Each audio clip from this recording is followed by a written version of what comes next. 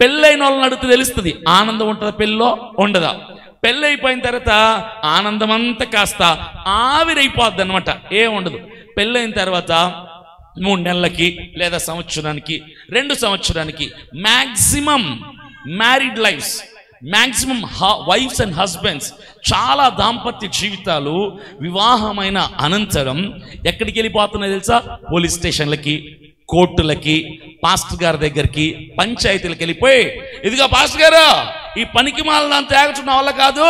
మరి ఆ రోజు ప్రమాణం ఎందుకు చేశారు? నువ్వు కష్టమైన నష్టమైన సావైన బతికిన ఉంటాను చచ్చేదాకా కలకాలమని ప్రమాణం. అప్పుడు నేను చూసి దేవదూతలా కనపడ్డదండి, నాకు ఏం చేయలా కనిపించింది. పెళ్లి చేసుకున్నాక అర్థమైంది ఈవిడ దేవదూతలా కనిపించే గయ్యాలి గంప అని. ఈవిడతో ఏగచున్న వల్ల కాదు. నీకేమైందమ్మా? ఈ నా రోజు చూసి హీరో అనుకున్నాను పాస్టర్ గారు, పెళ్లి చేసుకున్నాక అర్థమైంది వీడు పెద్ద శాడిస్టోడని, విలన్ అని. ఈయనతో ఎగడం నా వల్ల కాదు. ఏమర్థమైంది ఇప్పుడు మీకు? పెళ్లిలో చేసే ప్రమాణానికే విలువ లేదు, అందరి సమక్షంలో చేసే ప్రమాణానికే విలువ లేదు. విలువ లేదు కాబట్టే ప్రమాణాన్ని బ్రేక్ చేసి బ్రేకప్ అని చెప్పేసి ఎవడి పాటికాళ్ళు విడిపోయి ఎవడి జీవితాన్ని వాళ్ళు లీడ్ చేసుకుంటూ ఉన్నారు ఇండిపెండెంట్గా, ఇండివిజువల్గా. కారణం ఏంటి? ప్రమాణం నిలబడలేదు. మనుషులు చేసే ప్రమాణాల్లో పెళ్లి ప్రమాణం చాలా గొప్పది ప్రపంచంలోనే. పెళ్లి ప్రమాణానికి గతి లేకపోతే, పాస్టర్ గారు నేను వాడిని నమ్ముకున్నానండి, మోసపోయాను, వాడు ఎవడో వచ్చాడు రోజ్ ఫ్లవర్ ఇచ్చాడు, నేను మోసపోయాను, నాకు బిస్కెట్ వేసాడు, నేను బైక్ ఎక్కేసాను, తర్వాత జరగకూడదు జరిగిపోయింది, మోసపోయాను అంటే కుదరదు. మోసపోక ముందు సర్దుకోవాలి. మోసపోయిన తర్వాత జరిగిపోయింది అంటే ఉపయోగమేమి ఉండదు. భార్యాభర్తల బంధానికి చేసుకున్న ప్రమాణానికే విలువ లేనప్పుడు ఎవరెవరెవరెవరో ప్రపంచంలో నీ దగ్గరికి వచ్చి పిలిచి చేసే ప్రమాణానికి విలువ ఉంటుందా?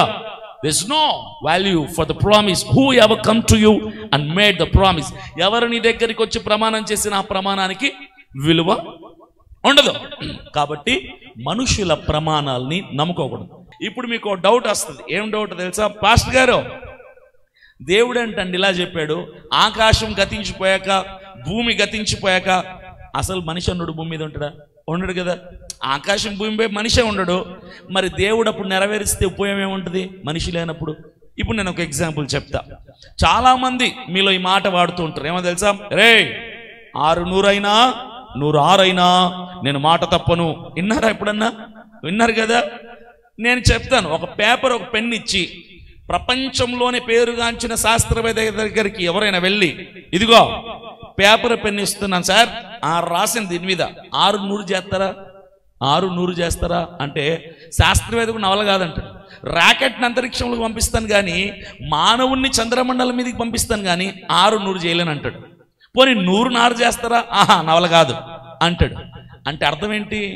కాని దాన్ని వీడు ఎందుకు చెప్తున్నాడు? ఉదాహరణగా ఒకవేళ అవ్వాల్సి వస్తే 6 అయినా 100 అయిద్దేమో, 100 అయినా 6 అయిద్దేమో, కానీ నా మాట మాత్రం నేను తప్పను, నా మాట అంత స్ట్రాంగ్ రా అని చెప్పడానికి.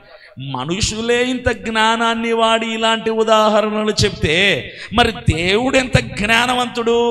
ఆయన లెక్కలు ఎలా ఉంటాయి తెలుసా? 100లు 6లు కాగితాలు పెన్నులు పేపర్లు కాదు. ఆయన స్థాయి సృష్టి, ఆయన స్థాయి విశ్వం. అందుకే ఆయన అంటున్నాడు, ఆకాశము గతించినా భూమి గతించినా నా మాట గతించిపోనే గతించిపోదు. ఒకవేళ అవి గతించిపోవాల్సి వచ్చినా నా మాట గతించిపోదు. ఎందుకో తెలుసా? నా మాట అంత బలమైంది. My dear brothers and sisters, never trust in your neighbors, husbands, wives, colleagues, brothers, sisters promises. భర్తల, భార్యల, అమ్మా నాన్నల, చెల్లెళ్ళ, అన్నల, బంధువుల, ఉద్యోగస్తుల, బుట్టువుల ప్రమాణాలని నమ్ముకోవద్దు, దేవుని ప్రమాణాన్ని నమ్ముకో. మనుషులందరూ కూడా ప్రమాణాన్ని చేసి మాట తప్పే వాళ్ళే ఈ ప్రపంచంలో, ఒక్క దేవుడు తప్ప. ఇప్పుడు చెప్పండి, మీ పక్కన వాళ్ళకి షేక్ హ్యాండ్ ఇచ్చి, పక్కన వాళ్ళకి షేక్ హ్యాండ్ ఇచ్చి ఇచ్చి అనగానే ఇచ్చేసి ఉండాలి, అంత స్పీడ్గా ఉండాలన్నమాట. షేక్ హ్యాండ్ ఇచ్చి దేవుని ప్రమాణం మీద నమ్ముకుంటే నిన్ను అవమానపడనివ్వడు. దేవుని ప్రమాణం నమ్ముకుంటే నిన్ను సిగ్గుపడనివ్వడు. అదనమాట. చాలా తీసేయండి.